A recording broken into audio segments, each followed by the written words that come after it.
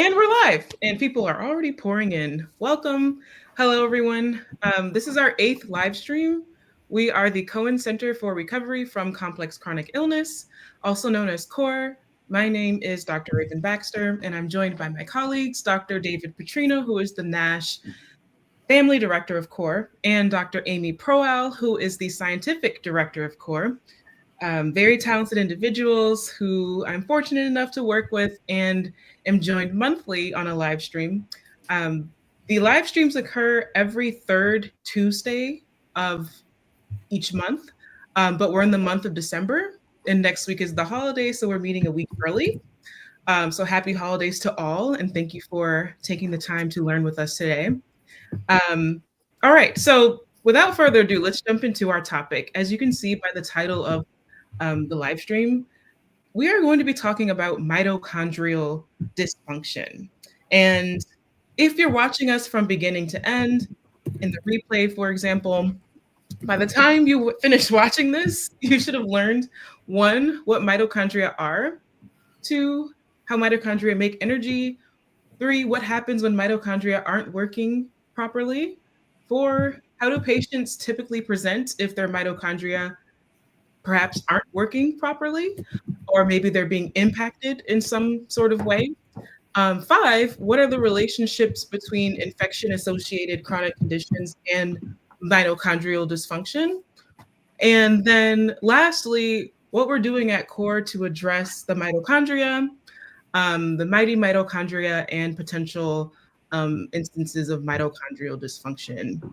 So that's a lot. But don't be afraid. We're going to walk through this with you, and you are welcome to ask questions in the chat. We encourage that you participate, and if you just want to listen, that is also totally fine.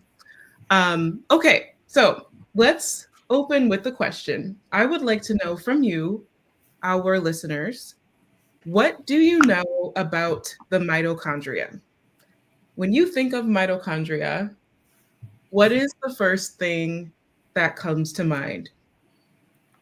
And there's no right or wrong answer here. It's just whatever you think you know about the mitochondria, put it in the chat.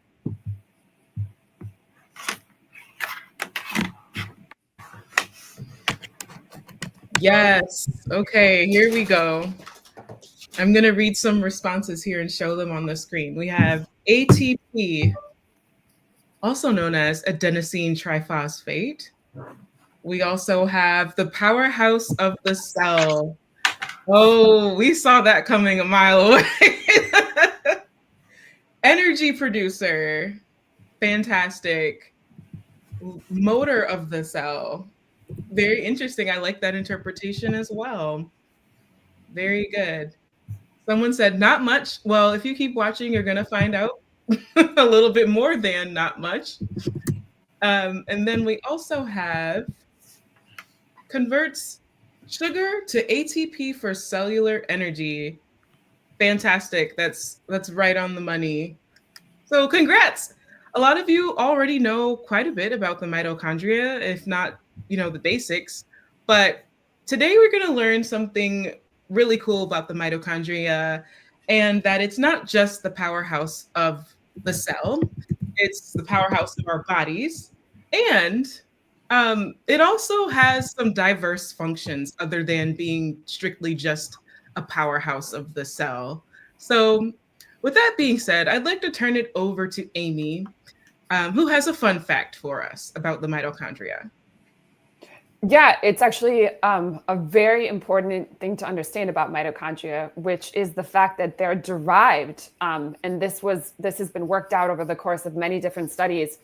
Our human mitochondria are actually derived from bacteria. So millions of years ago, what seems to have happened, and this was worked out by several evolutionary biologists and people over time, is that our human or other eukaryotic organisms that have sort of our human types of cells were infected by bacteria. And key to what a lot of bacteria do is that they infect the cells directly and get directly inside them. That's when they're called an intracellular organism, an intracellular bacteria. So once they've gotten inside that cell, now they are in the atmosphere of what the cell uses to do all the different things that it's going to do. So back in the day, millions of years ago, there was a type of bacteria called alpha proteobacteria. And it was actually very, very efficient at converting oxygen into energy. And so it seems like those bacteria infected human type cells. And once they got inside, they were so good at this energy production that the human cells held on to them.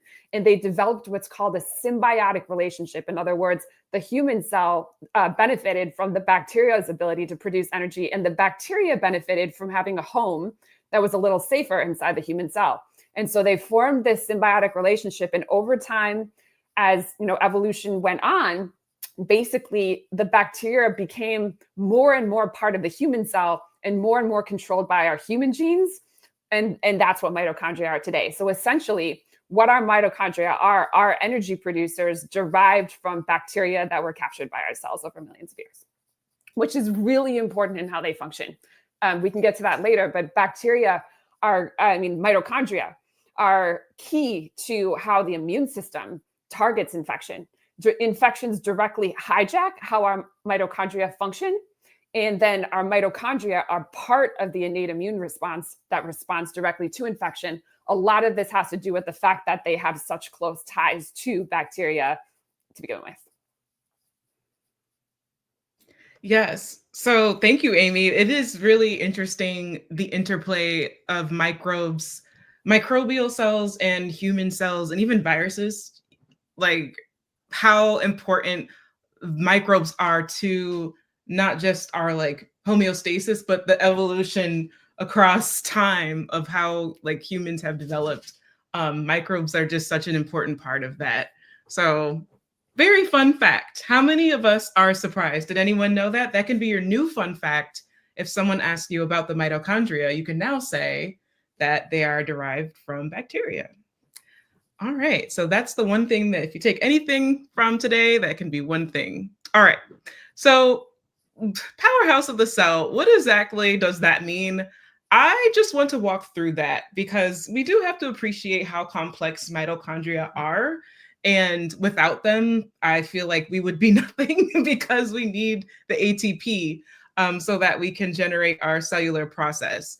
So mitochondria are like power plants of the cells, right? They take the food we eat, they convert it to energy that our cells can use, which is called ATP, which some of you already knew.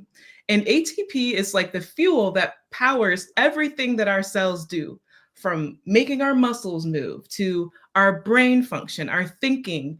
Everything requires energy. And think of it as like putting gas in a car. You can't drive the car without the gas. You're not going anywhere unless you want to push the car, and who wants to do that? So what's really interesting is that mitochondria have their own DNA. That's another fun fact. They're separate from the DNA in our cell's nucleus. And this mitochondrial DNA comes from our mothers. And sometimes that can have implications for like our health and whatnot. But that's pretty cool. That's another fun fact. And so the way that the little powerhouses actually work, it's called cellular respiration. And it happens in a few steps. Okay. So the first step is glycolysis, and it's breaking down sugar. So someone said that it converts sugar to ATP for cellular energy. Sugar is the first step. That sugar is broken down into glucose. And then that happens outside of the mitochondria in the cytoplasm. During that step, the glucose gets split into smaller pieces called pyruvate, and a little bit of ATP is made. And this is a very simplified explanation of what happens. And then the pyruvate goes into the mitochondria and then goes through a Krebs cycle, also known as the citric acid cycle. And then it gets broken down even more, and energy carrying molecules are generated, which are super important for the next step, which is oxidative phosphorylation, where the majority of ATP is produced. So there's NADH and FADH2. They carry energy by passing electrons through proteins inside of the mitochondria. And then as those electrons move through the chain, they release energy that pumps protons into the space between the small spaces in the mitochondria. And essentially, there's this really cool protein called ATP synthase, which kind of looks like a motor. Um, and that flow of energy through ATP synthase is where we get the ATP, because ADP is then converted into ATP. So that is how our cells are getting most of their energy. And it's a very complex process. And when that process is disrupted, there are a lot of things that can happen. And so at CORE, we like to understand the dysfunction of mitochondria and how to treat that. So let's talk about the connections between infection-associated chronic conditions and mitochondria. We know mitochondria is important. We know that we get the energy from the mitochondria through that very complex process I just explained. But what does that mean in terms of infection? So we've talked about IACCs on the past 7 live streams. And if you haven't caught them, they are long-term health issues that can arise after an acute infection. And as Amy shared, what's really interesting is how certain pathogens, especially viruses, can hijack our mitochondria to meet their own needs. So when these viruses infect our cells, they can take control of the mitochondria and fulfill their own energy requirements for replication. And so viruses can exploit our cellular powerhouses and contribute to the development of chronic conditions, among doing a host of other unwelcome things in our bodies. So, Amy, I would love for you to share more about how pathogens can hijack our metabolism. Yes, and I think it's one of the most important topics in infection-associated chronic disease is that actually all viruses are what are called obligate intracellular parasites. And what that means is that they cannot make a new copy of themselves. They cannot replicate without hijacking or hacking our mitochondria to gain the substrates to create new backbones of themselves. So think about it. Every time a virus replicates and wants to get into a new cell or spread to do something to continue to drive many potential chronic disease processes or symptoms, it has to make a new backbone. And sometimes if it's an enveloped virus, it actually makes a new backbone and also surrounds itself in lipid, which is part of the membrane of its virion, right? Now, how does it do this? It doesn't have like a backpack with it with these substrates to make new copies of itself. So what it does is every virus infects our mitochondria and directly pulls from that. So the energy producing part of the mitochondria, as the mitochondria is going through the normal process it does to generate that ATP, that energy that Raven talked about, it pulls at parts of the pathways that are supposed to be making that ATP and pulls those substrates out for itself. And what that inevitably does is shift the metabolism output of the mitochondria to dysregulate it. And every single virus does this, and most bacteria do it as well. Bacteria hijack our mitochondria, not just to gain substrates to make new backbones, but also to gain amino acids, other nutrients that they actually consume, key parts of survival. So what this means is that in infection-associated chronic illness, if a person, and this is one of the central themes in those conditions, often a person gets an infection and then develop chronic symptoms. That's the central thing that's happening. And the pathogen that a person's case starts with or other organisms that are part of the disease process may often persist with the patient in their tissues and their nerves. And what happens is if those pathogens are there, they will continue to hijack our mitochondria over time to be able to continue to survive.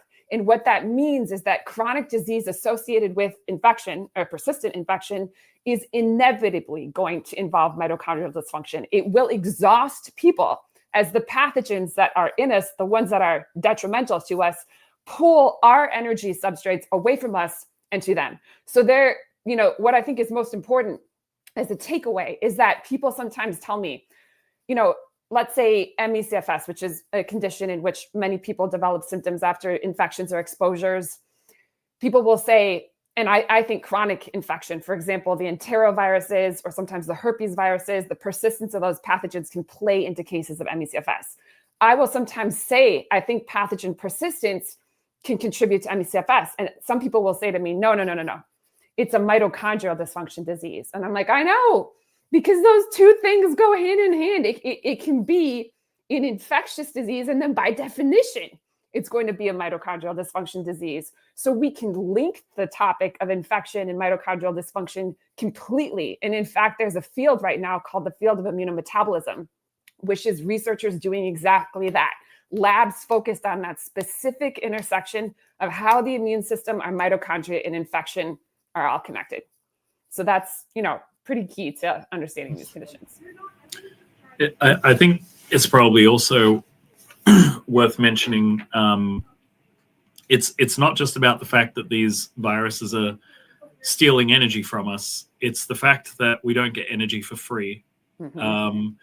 And the production of ATP, just like, someone further up in the chat, mentioned that, mitochondria are engines. And I think engine is a good a motor. Thank you. I'm going to say that's Australian for engine, but it's not really. It's a total lie. I think what it's a good analogy because when you use a combustion engine, you create fumes, exhaust fumes. When you work your laptop too hard, your laptop starts to get hot and it exudes heat. There is always a side effect to the energy that we're producing and the energy that we're using. And in humans, it's these molecules called reactive oxygen species, which we can think of them as exhaust fumes of the cell. And when you create a cellular space that is full of reactive oxygen species, because your cell is no longer just producing energy for one, it's producing energy for two. Suddenly you're creating a very toxic environment for your mitochondria. Suddenly, in addition to taking in some of the intracellular environment that the mitochondria use to produce ATP, they're also taking in reactive oxygen species, which not only decrease the efficiency of the mitochondria in creating more energy, but it also causes damage to the mitochondria so that they're less efficient at making energy on top of it all. And so often when you have persistent pathogens and when you have chronic inflammation associated with persistent pathogens, you have a lot of reactive oxygen species around because the mitochondria are trying to create energy in a hostile environment, which then causes damage and this subsequent spiral, which can also explain why the more you do, the harder it is to do things. The more you get forced to do things, the more likely you are to experience a sort of a step function decrease in your capacity to perform, unless the mitochondrial dysfunction is addressed with supplements, drugs, etc. Yeah, one key thing is that those reactive oxygen species are actually part of how mitochondria defend themselves. So because mitochondria are so oftenly infected and derived from organisms, they actually have defenses to combat those infections. And that is why they produce reactive oxygen species. But the issue is if the infection doesn't go away, or as David mentioned, a lot of inflammation just perpetuates in the environment, those reactive oxygen species start to signal to the next cell. And then that cell takes on a pro-inflammatory state that also creates more reactive oxygen species. And there can be this sort of cascade of detrimental reactive oxygen species and other compounds that sort of simmers and becomes really problematic, as opposed to sort of the original goal of mitochondria to sort of use those in just sort of a more straightforward defense. And that, sort of exacerbation and collection of reactive oxygen species is part of what can be, though, addressed through some treatments. There are treatments that can attempt to lower or mitigate either lower levels of reactive oxygen species and or improve sort of the, inflammatory environment in a way that might calm them down. And David, I'm sure you can speak to that a little bit more. Absolutely. Yes. And I think one thing I want to introduce is if you're not really familiar with the term reactive oxygen species, have you ever heard of antioxidants? Antioxidants are sort of like the reverse of reactive. I can't even say it. Reactive oxygen species. There we go. So many words. So yes, actually that brings us to our next point. David, I would love for you to share more about what happens when mitochondria don't function properly. And as a clinician, what can that look like physiologically from the outside in? Because we've talked a lot about the inside, but what about from the outside? What are we potentially dealing with? Yeah, I think when people are experiencing mitochondrial dysfunction, first of all, it can look a lot of different ways, and I think it's really important to understand that if you've been listening to these live streams for a while, some of the themes that keep coming back would be that when pathogens persist, they don't always necessarily persist in the same places, right? So they can persist in different parts of your body. What that means is that depending on who you are and depending on where your pathogens happen to be persisting, you may be experiencing mitochondrial dysfunction in different organs. You may be experiencing mitochondrial dysfunction in different organ systems or different, general sort of energetic systems in your body. And so therefore, as we sort of explore that, what should we think about? We should think about, okay, well, what drives some of the symptoms that are most energy limiting for the person who's sitting in front of us telling us about their symptoms? So what that means is we'll hear from some people who tell us that, cognitive exertion is something that really drives a lot of their PEM, post-exertional malaise, meaning they can get up and they can walk the city and they can do everything they want, but put them in front of a screen and get them working on a document, and that is going to just completely deplete them. Similarly, and again, to be clear, unfortunately, the science isn't quite at the point where we can say, that means the pathogen is in your nervous system. Excuse me.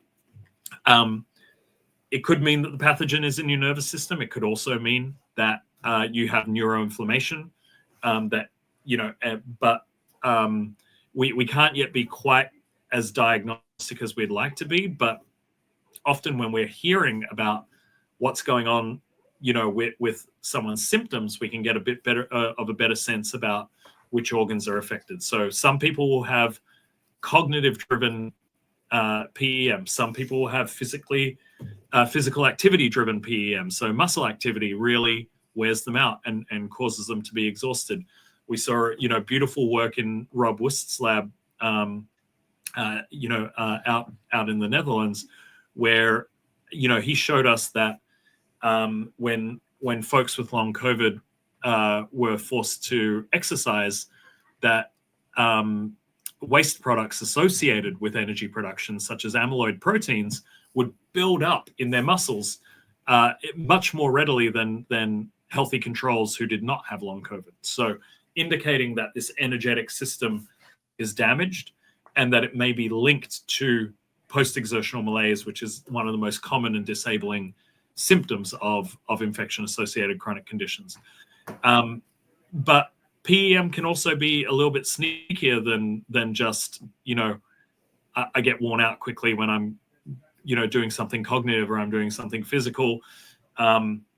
We also have people who get very worn out from digesting food, and this is one of the things that we frequently see is, everything that our bodies do take energy, and so when you're asking someone, tell me about your symptoms, and they tell you that they crash terribly after they eat. Now, that's called postprandial fatigue. It can be related to autonomic nervous system dysfunction. That is absolutely true. But it can also be related to mitochondrial dysfunction in the digestive system. And often one of the things that we notice a lot is that when folks are telling us about this and, they're saying, I don't understand it. I eat so healthy. And, if I'm eating kale and I'm eating like broccoli and green things and, things that we're told very, very healthy, I feel terrible and I feel really exhausted afterwards. But if I eat white bread, I get a big boost of energy and I can do some more things. The reason for that is high fiber food takes a lot of energy to digest. And so if you're experiencing mitochondrial dysfunction that is related to your GI system, that's going to cause problems for you. Whereas something like white bread, a simple carbohydrate, is very, very easy to break down. And so you can unlock the energy much more quickly with very little effort from your digestive tract. So what may not be the healthiest food is actually easier for your body to extract energy from, which leads people to be having these feelings. So all of this is to say, I know I've been talking for a while now, but all of this is to say that the clinical manifestations of mitochondrial dysfunction can be very varied. And often the things that are most exhausting to our patients are clues about where the mitochondrial dysfunction is happening. And it's also the reason why a lot of studies that seek to just biopsy anywhere on the body and try to look for mitochondrial dysfunction in people with infection-associated chronic conditions often fail, because sometimes mitochondrial dysfunction will be localized to one or a few organs or a few areas of tissue, not all of the body. But the energy debt that mitochondrial dysfunction puts your body into is systemic. And so you can still test normal on all of these mitochondrial function tests, and yet you're still, experiencing mitochondrial dysfunction.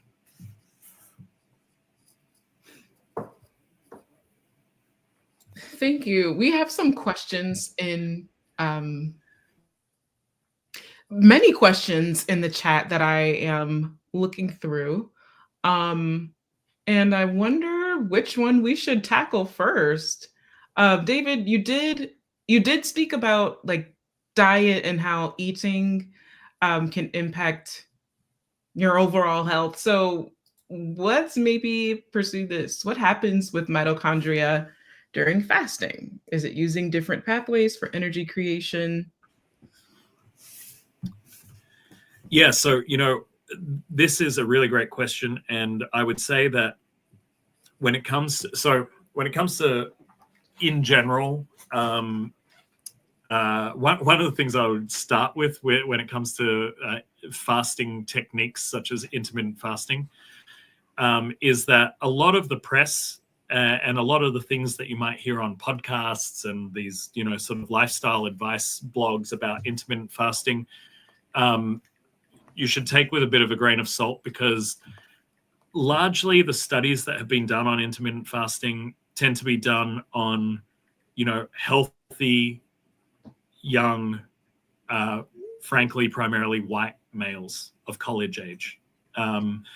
And a lot of the conclusions are not really transferable to people who are a little bit more diverse than that very narrow sort of sample size. And so, fasting is a tricky one, because it changes a few things. It changes the way that our body sort of accesses different tissue for fuel. So when we're fasting, our body will start to sort of change its strategy for creating energy, which can lead to, burning of excess adipose tissue, which is fat tissue, and, other things that are generally thought to be positive. But there was a really interesting large-scale longitudinal study on intermittent fasting that was just recently published, showing that it can also do things like increase levels of stress hormones in the body, which folks with IACC definitely don't want to do. One of the things that we don't really see a lot of discourse on or research on is the fact that intermittent fasting techniques should probably be almost inversely applied. This is an inference because we don't have the research on it, but we should have research on it in men and women, because we actually, because of very, obvious differences in hormonal health and hormonal expression between men and women, they actually may benefit from having different fasting times if one were to, engage in intermittent fasting behaviors. So all of this is to say that fasting behavior is different in different people. It affects mitochondria differently. And similarly, this is as yet unpublished, but this is something that our team is working to publish right now. Something that we've seen that is very, very interesting is that even the way that folks with long COVID, the tissue that they access and the substrates that they access to produce energy is completely different from what we would expect from healthy controls, meaning that they're spending more time burning protein for energy than healthy controls would, their bodies. And so we really, frankly, don't know what is happening to their mitochondria when they're going through an experience like fasting. And I would also say, again, I would point out that many people with long COVID and other IACCs have mitochondrial dysfunction, but they also have autonomic dysfunction. And so some people will tell you that they feel absolutely delightful while they're fasting until they eat. And often, that can be a function of their autonomic nervous system dysfunction as opposed to mitochondrial dysfunction. So I apologize to Philip that I did not, in all of that long-winded tirade, I did not answer the question other than to say it's complicated and it depends. It depends on your gender. It depends on your health status. And, it depends on, in many cases, what part of your cycle you're on and what have you. So there's a lot of variables, unfortunately. Yeah. And I could actually grab the question from Brebeuf, who said, why does the mitochondria switch from oxygen metabolism to fermentation of glucose or amino acids to produce energy in the case of some dysregulated mitochondria? It's a really good question because that is a known shift. It's actually often referred to as a shift to what's called a Warberg metabolism. And this is named after Otto Warburg, who basically characterized this shift. And what happens is there's sort of a state that mitochondria can go into where they burn glucose a lot more quickly, but it's much less efficient. So what happens normally is glucose is the product. Sorry, the lighting on me is a little, what's going on? The glucose is the product that mitochondria uptake as they start to go through the chains that produce the ATP. Now, if the glucose goes through the full transport chain in the mitochondria, about 36 ATPs are produced and you get sort of a good amount of energy from that reaction.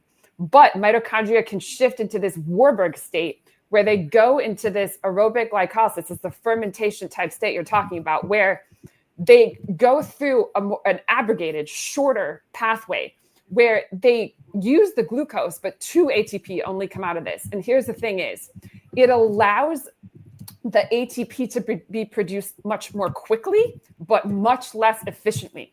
So what happens is that cells they switch into that glycolysis or fermentation state when they want to activate quickly, or when they want to go through short periods where they need to create a lot of ATP quickly. Even though it's less efficient, they can do it more rapidly. What pathogens do, what viruses, bacteria, fungi do when they hijack cells is almost all of them push the cell into that Warburg or less efficient state, where instead of going through that energy production of the 36 ATP, it's stuck in that fermentation state where it keeps uptaking more glucose, but less efficiently. That is exhausting for the person.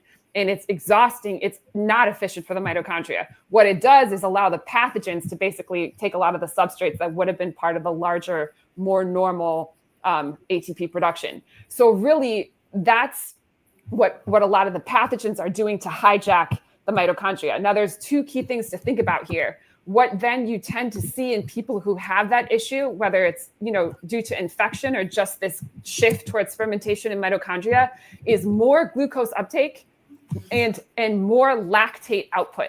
Because when you go through that less efficient fermentation process that the pathogens push the mitochondria into, it produces lactate as a byproduct.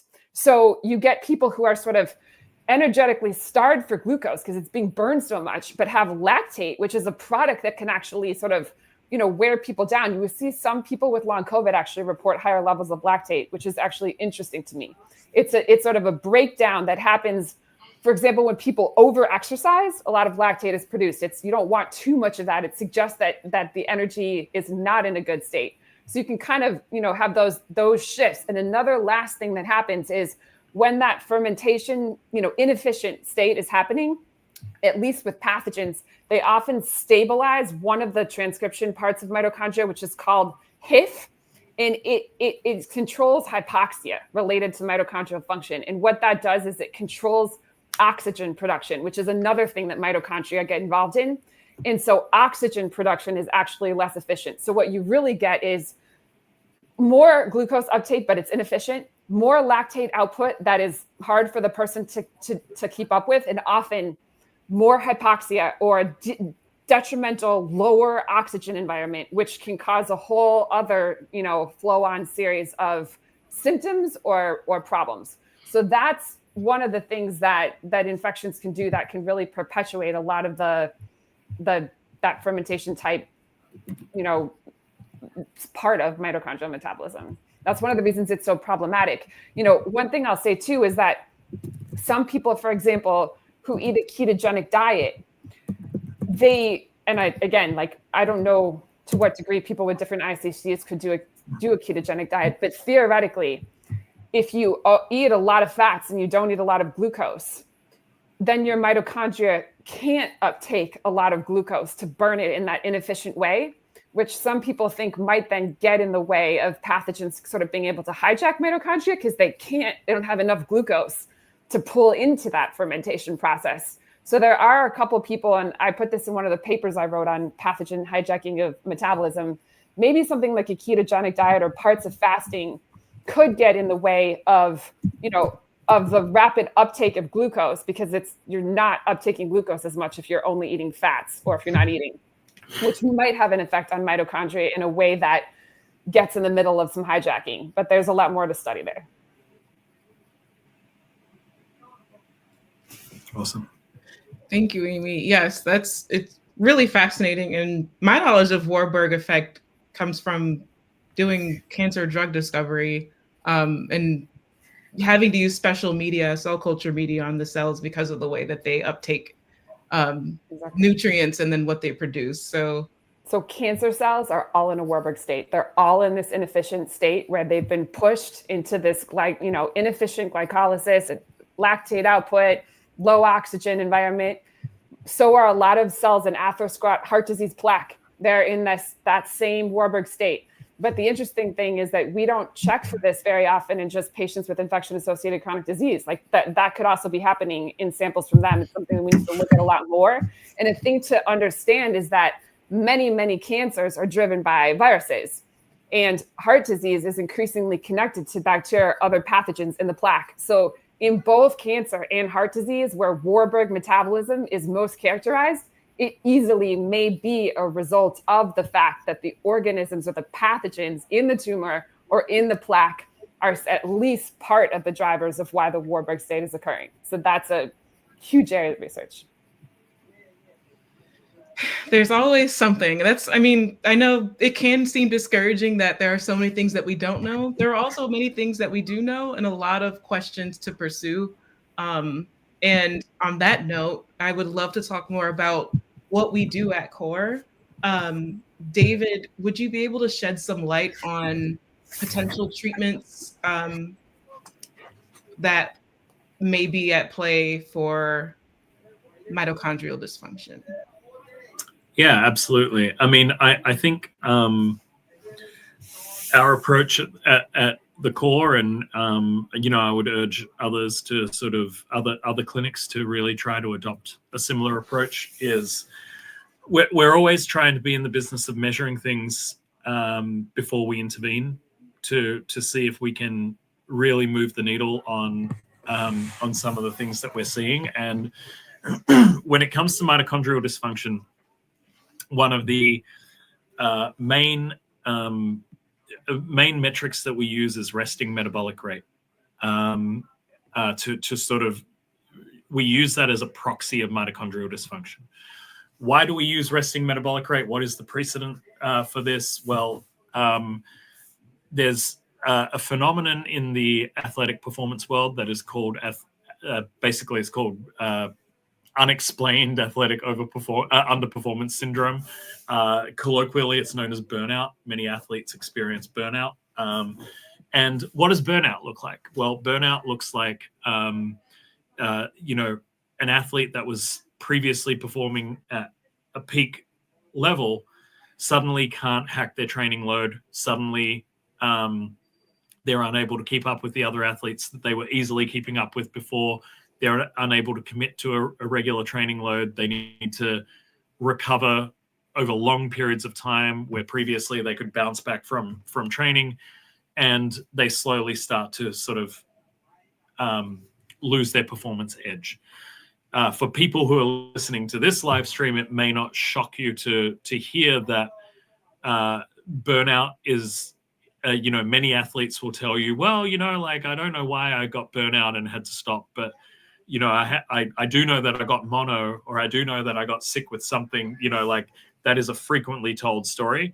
Other times, athletes really don't know. They honestly don't know what caused their body to sort of push into this state of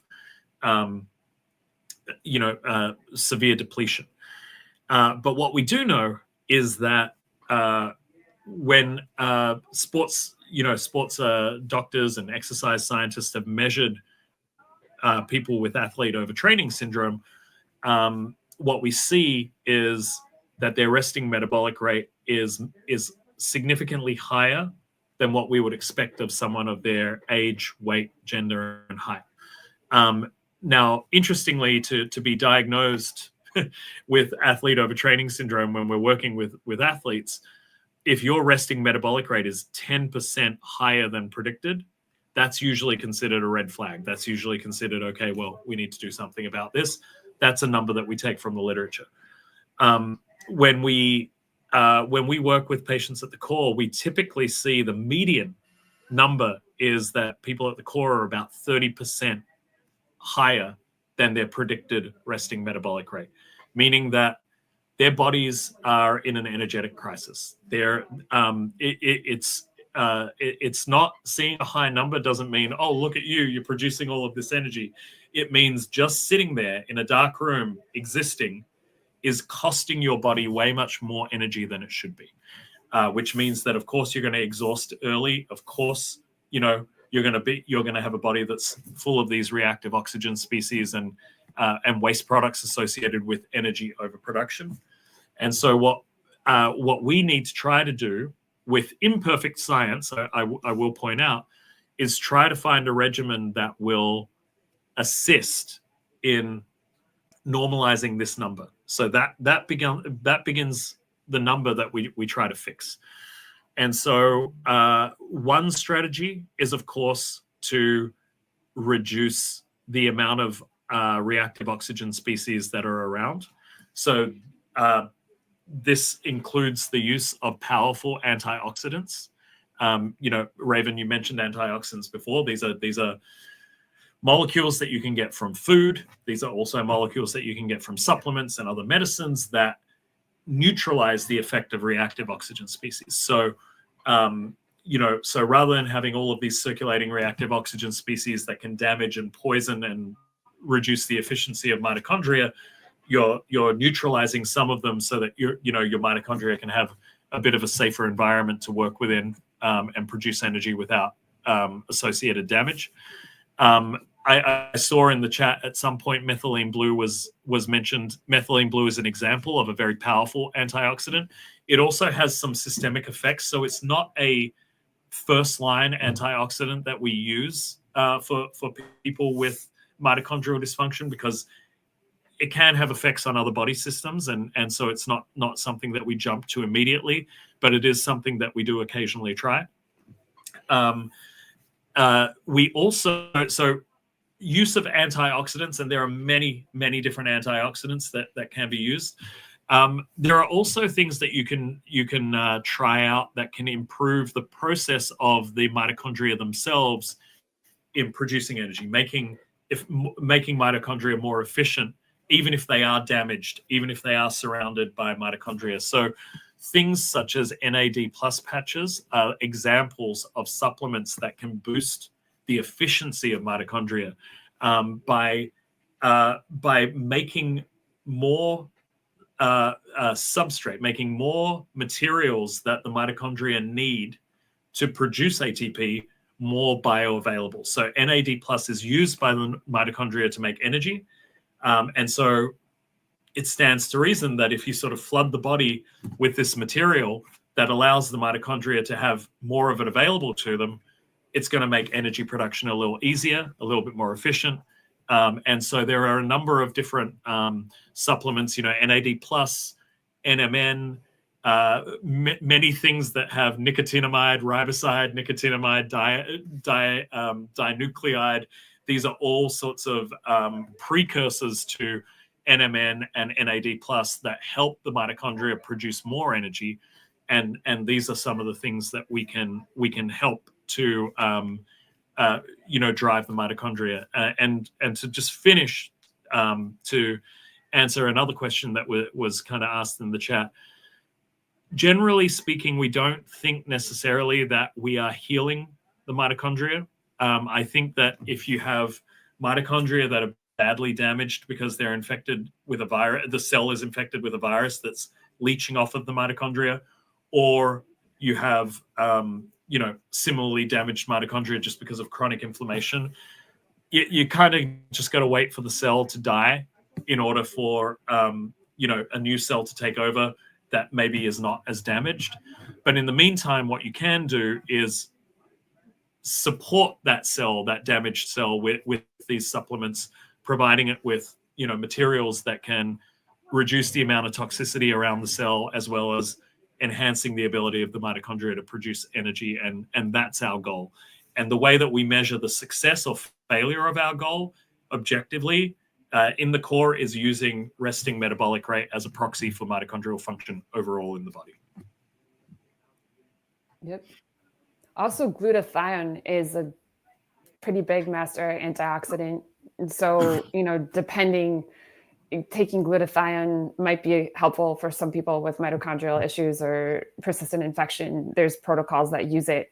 The only thing to consider is that glutathione, there's actually a specific enzyme that breaks glutathione down in the gut. So if you take certain formulations, it will just digest them. So you have to make sure that the formulation has a coating, at least, that protects it when you take it, or there's some liposomal forms or other forms, including the patches, like David mentioned.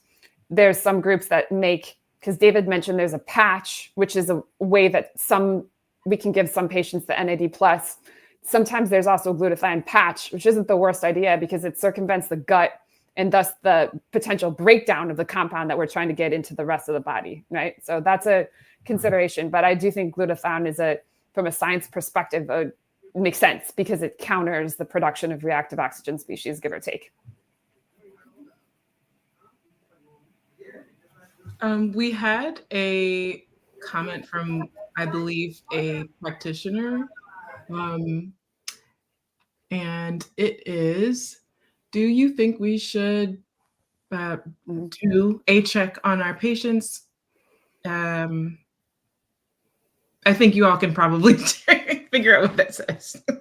Yeah, I think ABG would probably stand for arterial blood gas, and lactate intermittently.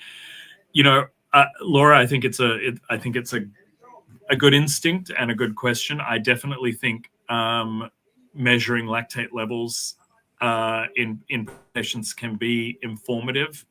For instance, one of the things that our clinicians do at the core is there's a probiotic that we're trying out with some of our patients, which is a probiotic that increases a specific gut bacteria called Valionella. Valionella is a very interesting bacteria that breaks down lactic acid specifically and converts that lactic acid to short chain fatty acids. Now, in order to sort of monitor how people are going, what we frequently do before we put them on this this probiotic is we monitor their lactic acid levels. So my only caveat to the instinct of looking at ABG and lactate levels is use it as guide rails for an intervention that you're trialing, and have a hypothesis. If this intervention works, it's probably going to move, you know, the sort of partial pressure of CO2 in this direction and lactic acid in this direction. And so we're gonna give that a go, and we're gonna see if that works. And if it doesn't work, maybe that isn't the mechanism that we're chasing. But I think that those are both reasonable biomarkers to be looking at in a patient population.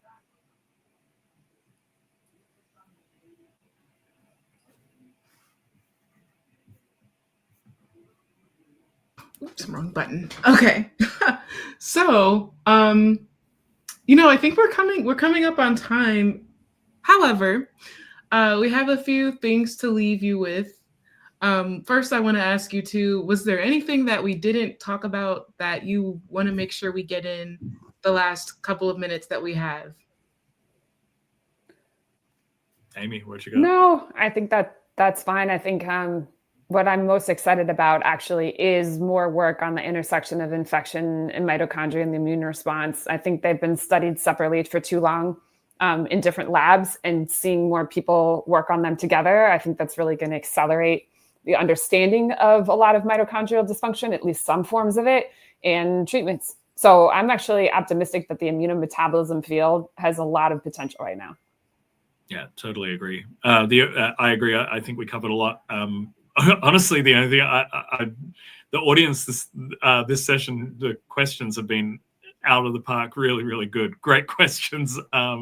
So thank you to the audience, because it always keeps us challenged, and we appreciate it. Yes, thank you. And I mean, I'll just leave off by saying, addressing, like as a patient, addressing my fatigue through supplements has been a really interesting path, and one that I'm glad that I explored. So if you're interested in exploring that, definitely talk to your provider and see what options might be available. All right. Well, with that being said, I want to thank you for watching our live stream today. This live stream will be available for rewatching on YouTube. Our YouTube is at youtube.com/@core, CORE, Sinai, SINAI. And you're welcome to start, stop, rewatch, pause, digest all of the information at your own pace, because we did say a lot today. We also post highlights of our live streams on our social media accounts. You can find us at Core Sinai on most platforms, or you can search for the Cohen Center for Recovery from Complex Chronic Illness. You can also click the link in our bio on most platforms to find all the places that you can find us online. Our website is currently under construction, but will be available in January. We're excited about that. And in the meantime, if you're interested in contacting CORE, whether you're a provider that's interested in more clinical information or a prospective patient in the states of New York and New Jersey, you can contact us at core@mountsinai.org. And all this information is in the link in our bio. So thank you again. We will see you next month, and bye. Bye, everyone. Thank you. Bye.